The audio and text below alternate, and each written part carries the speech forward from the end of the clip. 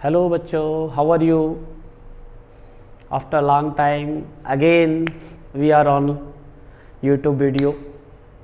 चलिए छोड़िए, जो भी है जैसा है। आज हम लोग फिर से क्लास 12 का पहला चैप्टर स्टार्ट करने वाले हैं।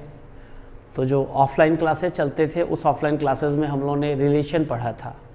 व्हाट इज़ रिलेशन, क्या है, एक बार उनको रिकॉल कर लीजिए। जैसे आपने रिलेशन पढ़ा तो रिलेशन में आपने क्या पढ़ा था? आपने पढ़ा था कि अगर ए और बी कोई दो सेट है तो ए क्रॉस बी का कोई भी सबसेट जो होता है वो रिलेशन कहलाता था from set A to set B.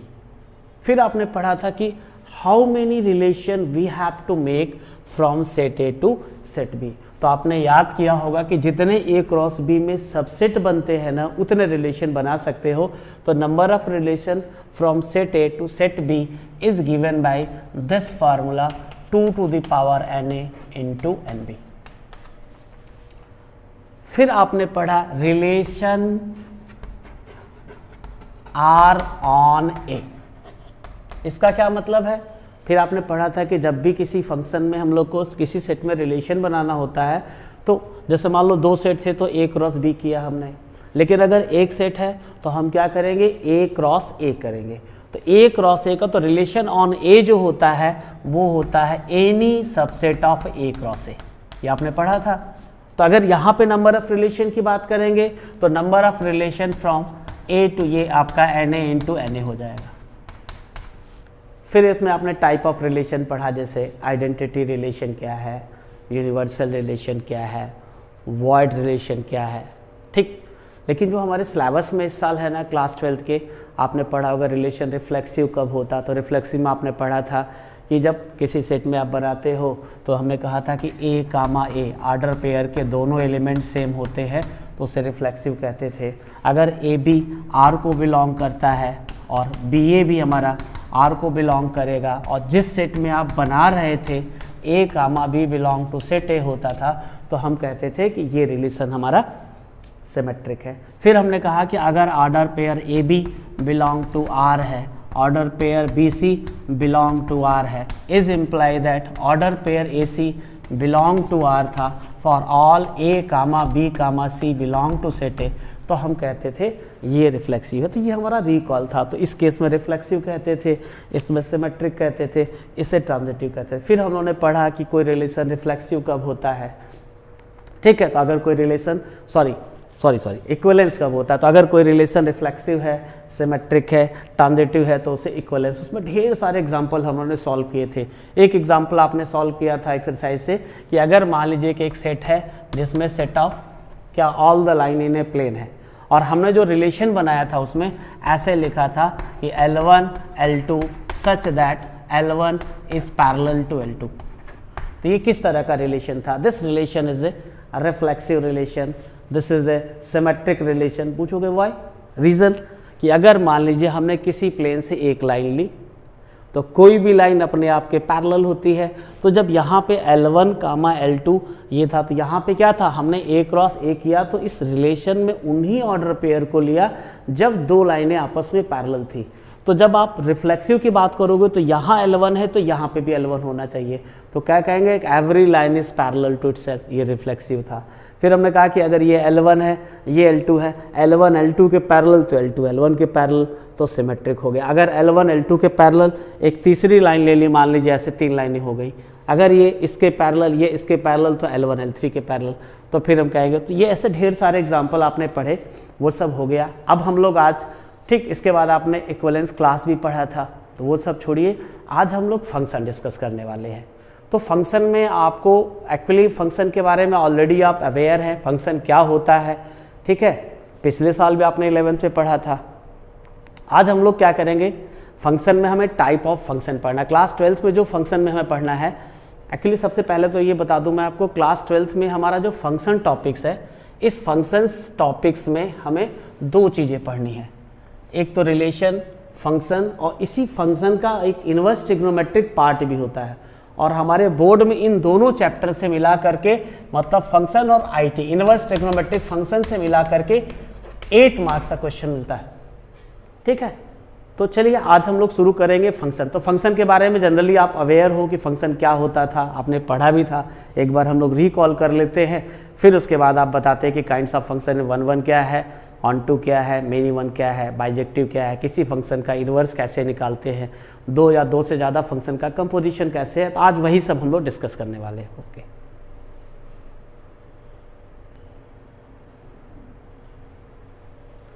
अच्छा चलो बच्चों, तो पिछले साल आपने पढ़ा भी था फंक्शन की डेफिनेशन, तो कुछ डेफिनेशन आपको याद होगी, क्योंकि देखो डेफिनेशन आने से पहले उनके मेन टर्मिनोलॉजी को जानना है क्या होता है। जैसे आपने पढ़ा था तो एक डेफिनेशन तो सबसे आसान वाली है, अभी आपने रिलेशन पढ़ा है, तो किसी रिलेशन को फंक्शन आप कब कहोगे, तो सबसे आसान डेफिनेशन एनसीईआरटी में भी यही मेंशन है, वो क्या है कि a relation F from set A to set to B. मतलब अगर आपके पास एक सेट ये है और एक सेट हमारा बी है, ऐसे सिंपल से, और हम ए को बी से जोड़ना चाहते हैं, तो हम कहेंगे a relation F from set A to set B इस set to B function if every element of A, मतलब ए में जितने भी एलिमेंट होते हैं उनकी वन एंड ओनली वन, या सीधे कहिए कि ए के जितने एलिमेंट होते हैं उनकी सेट बी में यूनिक इमेज बननी चाहिए अंडर एफ का मतलब आप ए के एलिमेंट को बी से जोड़ रहे हो तो आखिर किस रूल का इस्तेमाल कर रहे हो, विदाउट कनेक्टर कौन है उसमें, एसोसिएशन कौन है उसका इस्तेमाल कर रहे हैं। तो ये चीज़ हमें ध्यान देना है, अगर ए के सभी एलिमेंट की इमेज यूनिक इमेज बी में बने तो उसी को हम फंक्शन कहते हैं। फिर आपने पढ़ा भी था कि सेट ए के एलिमेंट को हम डोमेन कहते थे, सेट बी के एलिमेंट को को डोमेन कहते थे। अगर मान लीजिए यहाँ पे ऐसे हमने 4 डॉट लगा रखे हैं, इन 4 डॉट को इनसे जोड़ देंगे, अगर ऐसे करके मान लो इसको हमने ऐसे जोड़ दिया, ऐसे करके जोड़ दिया है, मान लीजिए यहाँ पे 1 है, ये 2 है, ये 3 है, ये 4 है, ये ए है, ये बी है, ये सी है, ये डी है, मान लीजिए यहाँ पे एक ए आ गया, तो यही हमारा, तो बस एक इसके सभी एलिमेंट की इमेज बननी चाहिए। ये आप फंक्शन के बारे में जानते हो। फिर जो भी आपका इनपुट लिखते हो, जो उसका आउटपुट निकलता है उसी को हम लोग रेंज कहते हैं। जनरली हम लोग ऐसे पढ़ते थे कि जैसे y बराबर एफ एक्स लिखा हमने, तो जब ऐसे करते थे उसमें एक इंडिपेंडेंट वेरिएबल होता था, दूसरा डिपेंडेंट वेरिएबल होता था। तो x हमारा क्या है, इंडिपेंडेंट वेरिएबल, x की जगह हम दुनिया की कोई वैल्यू लिख सकते हैं अकॉर्डिंग टू सिचुएशन, लेकिन y जो होता है उस पर डिपेंडेंट होता है। तो इसी तरह से आखिर कभी कभी फंक्शन में डोमेन दिया नहीं रहता है, तो उस केस में क्या करते हैं कि हमें x की वैल्यू चूज करनी होती है।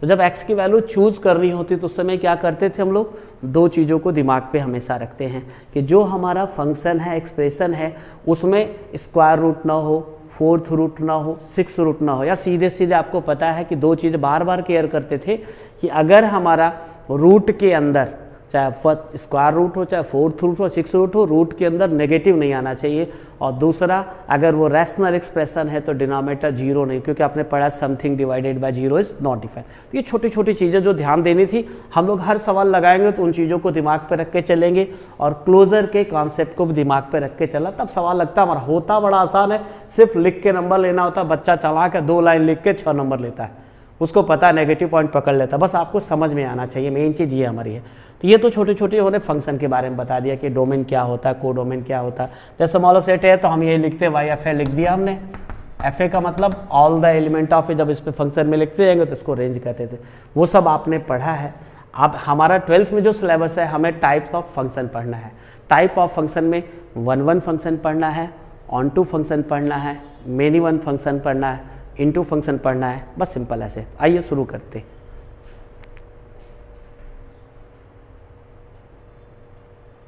हेलो देखो बेटा, डिफरेंशियल स्टार्ट करने से पहले मैंने कहा है कि डिफरेंशियल तो बुक से नोट कर लोगे आप, दैट इज डिफरेंट थिंग, लेकिन चीज़ें समझ में आनी चाहिए।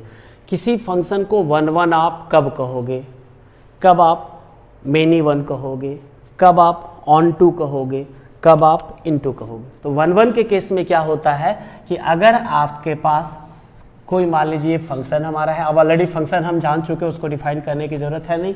मान लीजिए सेट ए है, ये सेट बी है, तो हमने क्या बताया कि अगर डोमेन के अलग अलग एलिमेंट की इमेज को डोमेन में अलग अलग बने तो ये फंक्शन हमारा 1-1 कहलाएगा। अगर डोमेन के 2 या 2 से ज़्यादा एलिमेंट की इमेज, 2 या 2 से ज़्यादा एलिमेंट की इमेज कोडोमेन में बनती है तो हम इसे मेन इवन फंक्शन का नाम देंगे। ये मेन इवन हो जाएगा आपका। अगर डोमेन कोडोमेन के सभी एलिमेंट की प्री इमेज,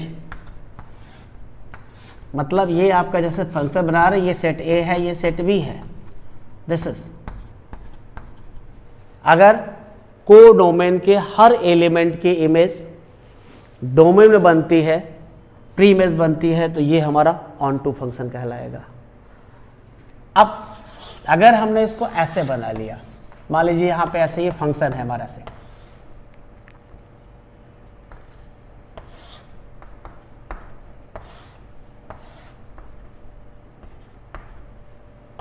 ये सेट ए है, सेट बी है। अब जरा ध्यान से देखिए, आप पहला काम फंक्शन होने चाहिए, सभी के सभी फंक्शन है कि नहीं है। ये फंक्शन है क्योंकि डोमेन के सभी एलिमेंट बन रही है, दिस इज अ 1 1। हमने कहा डोमेन के 2 या 2 से ज़्यादा एलिमेंट की इमेज कोडोमेन बने तो मेनी वन हो गया। ऑन टू फंक्शन का मतलब कोडोमेन के हर एलिमेंट की प्री इमेज डोमेन में बननी चाहिए। और इनटू का मतलब अगर कोडोमेन का एक भी एलिमेंट छूट गया तो फंक्शन हमारा इनटू होगा। तो सीधे सीधे कहिए कि अगर कोई फंक्शन ऑन टू नहीं होगा तो इनटू होगा, 1 1 नहीं होगा तो मेनी वन होगा। बस सिंपल ऐसे जानना है। अब क्वेश्चन ये एराइज होता है कि हम कैसे किसी क्वेश्चन को कैसे प्रूव करेंगे कि ये 1 1 है। तो there are a 2 method to check the given function is 1 1 और नॉट। उसका तरीका ये होता है कि एक हमारा होता है हॉरिजॉन्टल लाइन टेस्ट और एक होता है वर्टिकल लाइन टेस्ट। तो इन हॉरिजॉन्टल लाइन टेस्ट और वर्टिकल लाइन टेस्ट में अंतर क्या, what is the difference between these two test. जैसे मैं एक छोटा सा एग्जांपल लूँ आपसे कि मैं कहूँ कि ये भैया f(x) बराबर मॉड ऑफ x है, तो कहोगे भाई इस फंक्शन के बारे में तो हमको पता है। अगर हमने कुछ डोमेन मेंशन नहीं कर रखा है तो आप कहोगे कि जब डोमेन मेंशन नहीं है तो इसका डोमेन तो होगा set of all real number, इसका रेंज आता है set of all positive real number, आपको याद होगा। जब हम इसका ग्राफ बनाते हैं तो याद करिएगा जरा सा, this is a graph of this is a graph. अब क्या ये फंक्शन हमारा 1 1 है कि नहीं। यहाँ पे हॉरिजॉन्टल लाइन टेस्ट और वर्टिकल लाइन टेस्ट के बारे में बताना है हमको कि आखिर ये हॉरिजॉन्टल लाइन टेस्ट क्या होता है और एक वर्टिकल लाइन टेस्ट क्या होता है। जो हॉरिजॉन्टल लाइन टेस्ट होता है उससे हम लोग ये पता करते हैं कि जो फंक्शन हमारा है 1 1 है कि नहीं। If we draw a horizontal line parallel to X axis, अगर वो parallel to X axis graph करें, उस लाइन को ऊपर नीचे स्लाइड करते हैं, अगर वो ग्राफ को एक पॉइंट पे काटती है तो फंक्शन 1 1 होता है, और अगर 2 या 2 से ज़्यादा पे काटती है तो इसका मतलब क्या है कि इससे ये पता चलता है कि x की 2 अलग अलग वैल्यू के लिए y की एक वैल्यू आ जाती है, तो that is a main even function. तो जो मॉडुलस फंक्शन हमारा होता है मेन इवन फंक्शन होता है। लेकिन अगर उसी मॉडल में डोमेन को रिस्ट्रिक्ट कर देते हम लोग, अगर हम इसका डोमेन नेचुरल नंबर लिख देते तब फिर ये 1 1 हो जाता। तो एक चीज़ सबसे ज़रूरी है कि फंक्शन चेक करना है 1 1 है कि ऑन टू है कि मेनी वन है, तो सबसे पहला ज़रूरी है कि जिस एक्सप्रेशन को आप सॉल्व करने जा रहे हो उसका डोमेन क्या है। आप पहले से कुछ नहीं बता पाओगे, 1 1 ऑन टू फंक्शन दिखाने से पहले आपको चेक करना पड़ेगा उस फंक्शन का डोमेन क्या है। तो अगर डोमेन रियल नंबर है तब तो ये 1 1 नहीं है, मेनी वन फंक्शन है। एक चीज़ हो गया। अगर हम दूसरा एक फंक्शन ले ले, जैसे मान लीजिए हम लोगों ने आइडेंटिटी फंक्शन पर रखा है, तो मैं बताने जा रहा था हॉरिजॉन्टल लाइन टेस्ट। तो हॉरिजॉन्टल लाइन में क्या पढ़ा हमने, हॉरिजॉन्टल लाइन का मतलब आप उस एक्सप्रेशन का ग्राफ बनाओ, अगर वो उसके ग्राफ को एक पॉइंट पे काटता है, जैसे सिंपल यहाँ पे f(x) बराबर x है, ये कैसा फंक्शन है आपको पता है, दिस इज आइडेंटिटी फंक्शन। तो अगर इसका डोमेन अगर नहीं मेंशन है तो रियल नंबर ले लेते हैं, रेंज भी इसका रियल नंबर आएगा। अगर हम इसका ग्राफ बनाते हैं तो हमें एक स्ट्रेट लाइन मिलती है जो ओरिजिन से पास करती है and which makes an angle of 45 degree in the positive direction of x axis. अगर आप हॉरिजॉन्टल लाइन को ऐसे ले लेते, मान लीजिए हॉरिजॉन्टल लाइन है, इस लाइन को पकड़ के ऐसे ऐसे स्लाइड करते तो ऊपर इन्फानाइट तक चला जाता, नीचे इन्फानाइट तक चला जाता, जहाँ पे भी होता तो इस लाइन को सिर्फ एक पॉइंट पे काटता। मतलब x की एक वैल्यू के लिए y की सिर्फ एक वैल्यू, यूनिक वैल्यू मिल रही है, तो ये फंक्शन हमारा 1 1 था। क्लियर। दूसरा तरीका मैंने कहा कि vertical line test. Vertical line test क्या होता है, तो वर्टिकल लाइन टेस्ट होता है किसी भी एक्सप्रेशन को चेक करने के लिए वो फंक्शन है कि नहीं। अगर वर्टिकल लाइन टेस्ट से हम पता करते हैं कि given expression is a function और नॉट, जैसे हमने छोटे छोटे कई चीज़ें पढ़ी थी आपको, तो आइए दिखाते हैं आपको वर्टिकल लाइन टेस्ट का क्या मतलब है। सिंपल से दिस, ये वर्टिकल लाइन टेस्ट किस लिए इस्तेमाल किया जाता है? वर्टिकल लाइन टेस्ट जो होता है वो हम चेक करते हैं कि गिवन एक्सप्रेशन फंक्शन है कि नहीं। जैसे फॉर एग्जांपल आपने पढ़ा था ये वाला y² = 4x, पढ़ा है ना? ये क्या है? This is a parabola. आप इवन फंक्शन ऑड फंक्शन भी जानते हो। जब आप इसका ग्राफ बनाते थे ना तो ऐसे करके इसका ग्राफ आता था कि जब हम यहाँ पे y की जगह -y लिखेंगे तो कोई फर्क नहीं पड़ेगा, तो the graph is symmetric about x axis. जैसा एक्स एक्सिस के ऊपर होगा वैसा एक्स एक्सिस के नीचे होगा। अगर हम यहाँ पे वर्टिकल लाइन ले लेते, ऐसे वर्टिकल लाइन लेते हो तो हम देख रहे हैं कि वर्टिकल लाइन पे x की एक वैल्यू के लिए y की 2 वैल्यू आती है। तो आपने पढ़ा होगा फंक्शन में कि अगर एक एलिमेंट की 2 इमेज बनती है तो वो फंक्शन रिलेशन तो होता है लेकिन फंक्शन नहीं होता। मजा लेने के लिए कहते हैं बेटा एक बेटे के 2 बाप नहीं हो सकते। उसी तरह फंक्शन के केस में एक एलिमेंट की 2 रिलेशन तो बन सकता है लेकिन फंक्शन नहीं बनता है, लेकिन ज़रा अजीब लगता है, बुरा लगता है। इसीलिए हमने क्या किया कि वर्टिकल लाइन टेस्ट जब बनाते हैं हम कहते हैं x की एक वैल्यू के लिए y की 2 वैल्यू कभी नहीं हो सकती। अगर है तो वो रिलेशन तो है but it is not a function. ये छोटी छोटी चीज़ें ध्यान देनी। तो वर्टिकल लाइन टेस्ट के लिए होता है गिवन एक्सप्रेशन को चेक करने के लिए फंक्शन है कि नहीं। जैसे पैराबोला पढ़ा था आपने, सर्किल भी पढ़ा होगा, x² = y² = 4²। ये भी ऐसे फंक्शन नहीं है। क्यों नहीं है? कि जब हम वर्टिकल लाइन टेस्ट लेते हैं ऐसे तो x के एक वैल्यू के लिए इसकी 2 वैल्यू आ जाती है। ये भी फंक्शन नहीं है। तो ये तो फंक्शन होगा। अब मैं पूछूं आपसे कि अच्छा बताओ भाई सेट ए ये है, सेट बी ये है, इसमें 1 2 3 4 Na में 4 एलिमेंट, ठीक। Nb में कितने एलिमेंट? 1 2 3 4 5 6 एलिमेंट। अब आप बताओ कि A से B तक कितने फंक्शन बना सकते हो? तो क्वेश्चन हमारे बुक में आएगा बेटा कि A से B तक कितने फंक्शन बना सकते हैं, A से B के बीच में कितने 1-1 फंक्शन बना सकते हैं, A से के बीच में हम कितने ऑन-टू फंक्शन बना सकते हैं, A से B के बीच में कितने बाइजेक्टिव फंक्शन। ये सब धीरे धीरे करनी है हम लोग 1 by 1 करके। लेकिन पहला क्वेश्चन ये है कि पहला फंक्शन पढ़ रहे हैं तो A से B में कितने फंक्शन बनाओगे। तो ये भी ध्यान रखना, कभी कभी 1 मार्क्स का बोर्ड में क्वेश्चन आता है। तो जो बाद वाला सेट होता है तो number of function from A to B जो होगा वो होगा NB⁴ Na होता है, मतलब 6 की पावर 4। तो हम सिर्फ सेट A से सेट B के एलिमेंट को 6 की पावर 4 तरीके से जोड़ सकते हैं।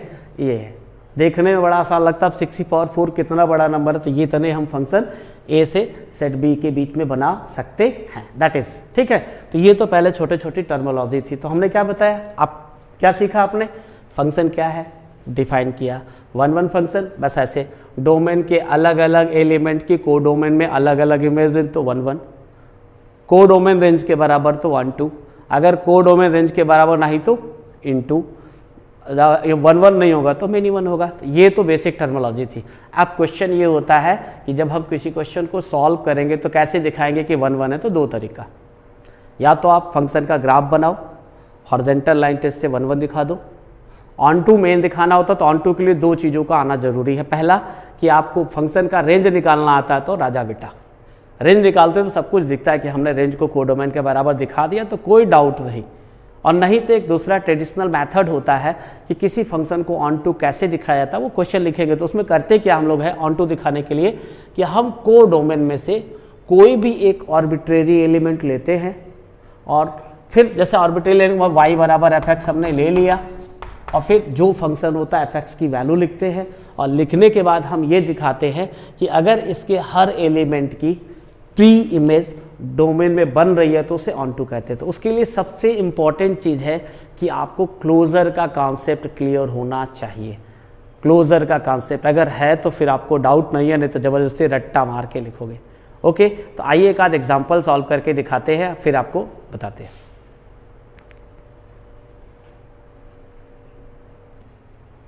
तो बेटा एक छोटा सा एग्जांपल हमने शुरू किया, बड़ा आसान एग्जांपल है, आप ध्यान से देखो, आपने पढ़ा भी होगा।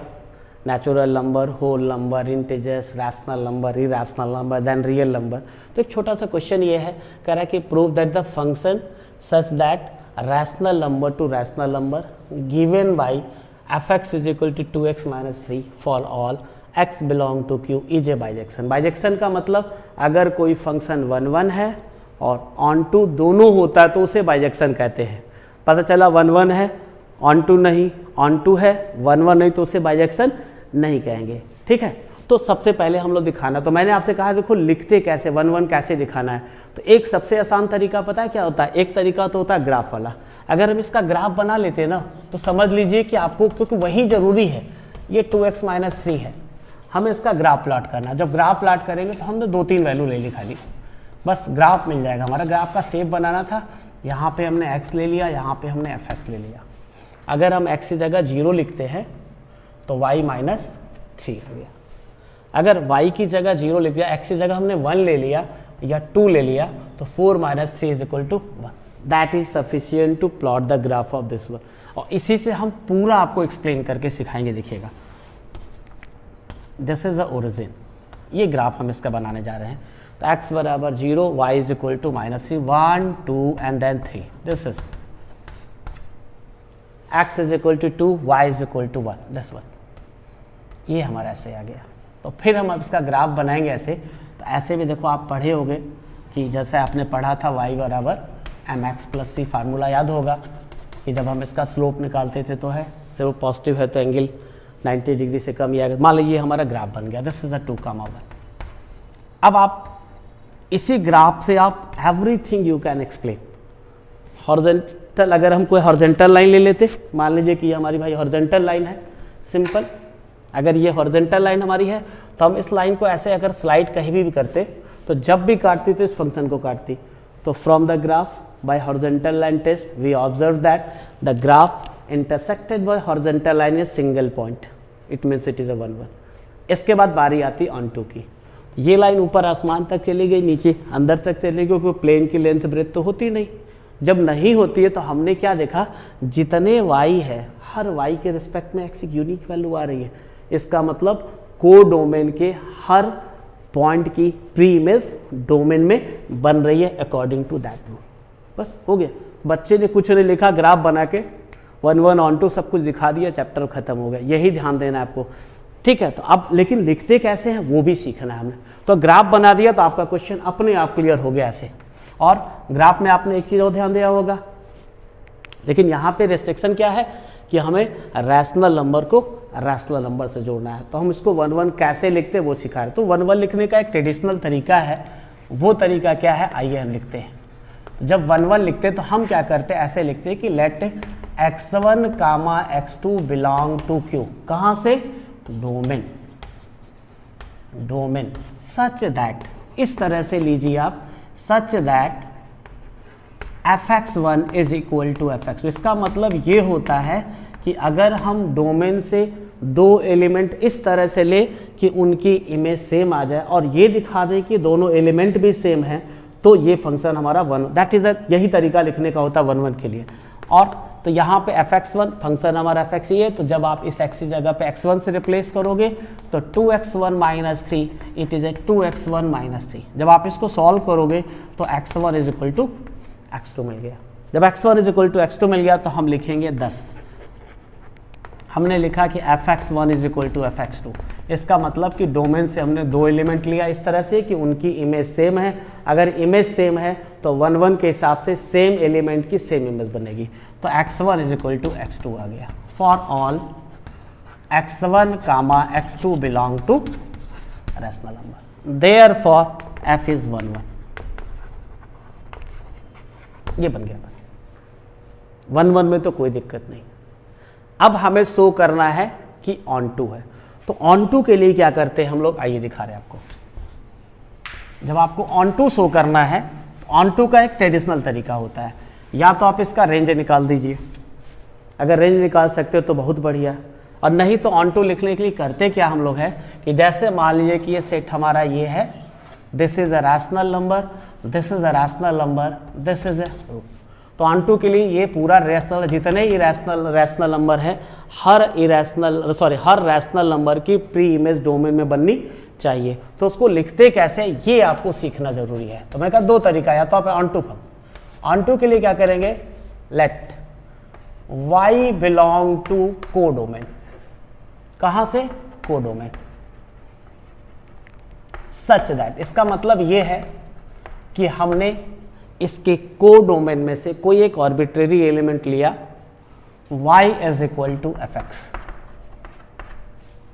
और फिर हमने क्या किया, fx की वैल्यू लिख दी 2x minus 3। Solve it for x, इसको x के लिए सॉल्व करिए। तो यहां पे x कितना आ गया आपका? x आपका आएगा y प्लस 3/2। यहां तक तो कोई दिक्कत नहीं।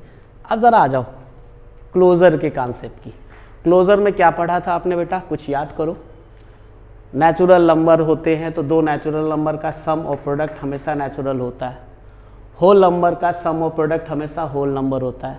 इंटीजर्स का सम प्रोडक्ट डिफरेंस इंटीजर्स होता है। अगर रैशनल नंबर की बात करें तो दो रैशनल नंबर का addition natural number, product natural number, division rational number, subtraction भी natural number except when divided by 0।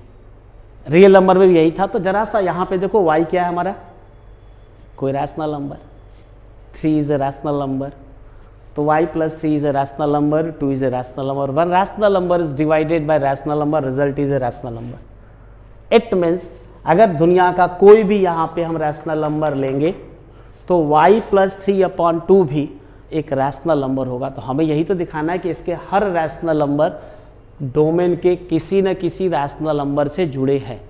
वही चीज़ हमको दिखाना है कि कैसे दिखाएंगे। तो जब इतना लिख दिया तो ये पहले चेक करना आपका काम है कि सही आ रहा है कि नहीं आ रहा है, कि तो हमने क्लोजर प्रॉपर्टी से वो हिडन होगा, नजर नहीं आएगा आपको, ऐसे दिखा दिया हमने।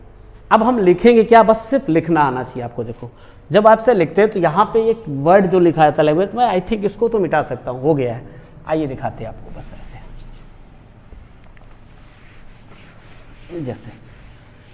जैसे हम क्या कर रहे हैं तो यही लिखेंगे for each y belong to q, कहां से? Codomain. Codomain there exist a rational number x is equal to y plus 3/2 in domain, such that, एकदम मैं समझा रहा हूं इसको, कहीं डाउट नहीं होगा आपको। सच दैट आप जब लिखोगे तो fx इज इक्वल टू ये फंक्शन बेटा है, तो in place of this x we have to write y plus 3/2। तो जैसे आप लिखोगे तो ये लिखोगे y प्लस 3/2।